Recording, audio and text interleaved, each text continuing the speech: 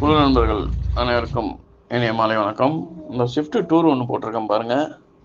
2016 owner 2 owner, FC 11 மாதம் current, insurance 4 மாதம் current இருக்குது. வண்டி 2 சுச்சம் ஓடி இருக்கு.